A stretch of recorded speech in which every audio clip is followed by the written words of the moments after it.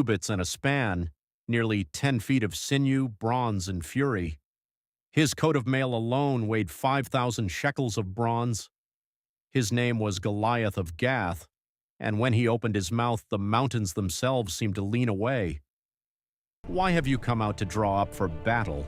Choose a man for yourselves, and let him come down to me. If he is able to fight with me and kill me, then we will be your servants.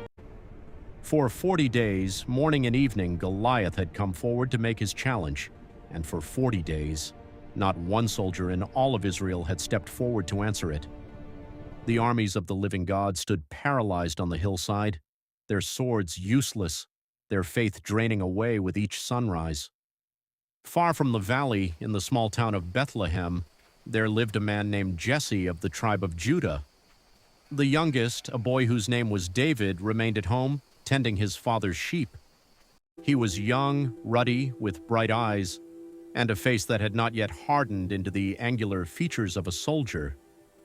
He carried a shepherd's staff, a sling of leather worn smooth from use. Man looks on the outward appearance, but the Lord looks on the heart. God had chosen David. Jesse called David in from the fields one morning and pressed into his hands a sack of provisions, an ephah of roasted grain, 10 loaves of bread, 10 cuts of cheese. David rose early in the morning and left the sheep with a keeper and set out on the road toward the valley of Elah. He arrived at the camp just as the army of Israel was going out to take its position, shouting the war cry. David left his provisions with the baggage keeper and ran to the battle line to find his brothers. He found them easily enough, and he was speaking with them when suddenly the familiar shape appeared on the opposite hill. David watched as the men of Israel broke formation and fled, each one moving back from the giant with the unconscious obedience of soldiers who had already decided in their hearts the battle was lost. What shall be done for the man who kills this Philistine and takes away the reproach from Israel? For who is this uncircumcised Philistine that he should defy the armies of the living God? His eldest brother Eliab heard him speaking and felt the hot coil of older brother irritation spring to life within him. Why have you come down? I know your presumption and the evil of your heart. Is there not a cause? He said quietly, and then he moved on to ask someone else. The words David spoke spread through the camp the way fire spreads through dry grass. They were reported to King Saul, and Saul sent for him. The king and the shepherd faced one another. Let no man's heart fail because of him, David said. Your servant will go and fight with this Philistine. You are not able to go against this Philistine to fight with him, for you are but a youth, and he has been a man of war from his youth. Your servant used to keep sheep for his father, and when there came a lion or a bear and took a lamb from the flock, I went after him and struck him and delivered it out of his mouth.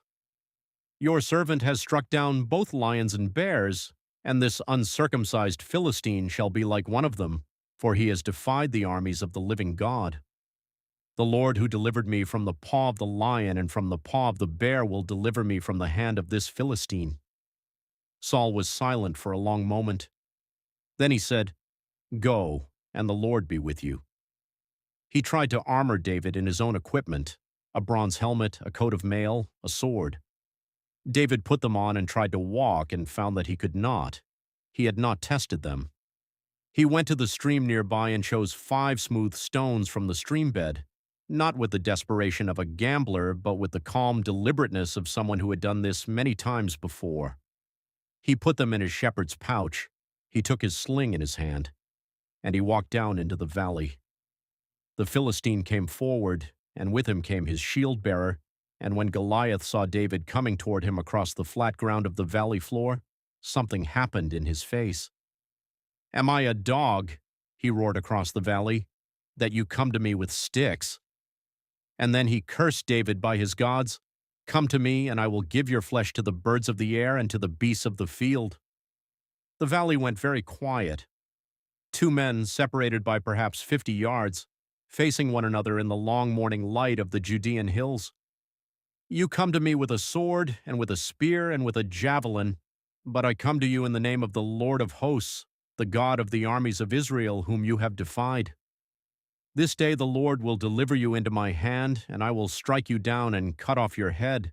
that all the earth may know that there is a God in Israel. For the battle is the Lord's, and he will give you into our hand." David ran. He did not walk toward Goliath with the careful steps of a man buying time. He ran toward the Philistine with the full-body commitment of someone who has already given the outcome into hands larger than his own. He reached into his bag.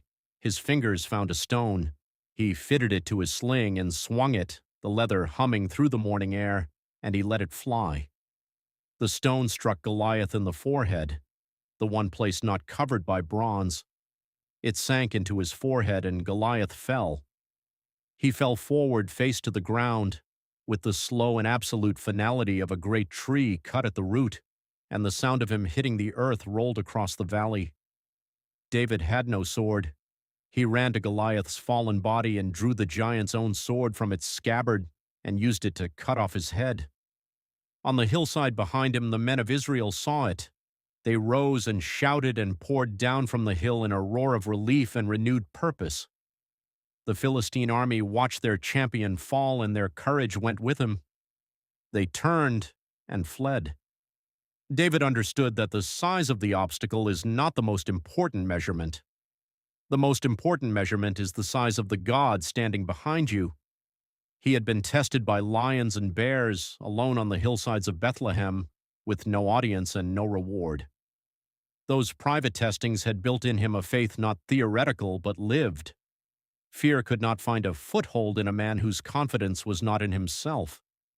The head of Goliath was brought to Jerusalem. David walked into the presence of King Saul, and Saul looked at the young man who had done what no soldier in his army dared to attempt. The boy's name was David, son of Jesse of Bethlehem, shepherd, harpist, giant killer, and the future king of Israel. He was, by the measure of armies, nothing. By the measure of heaven, he was the man after God's own heart.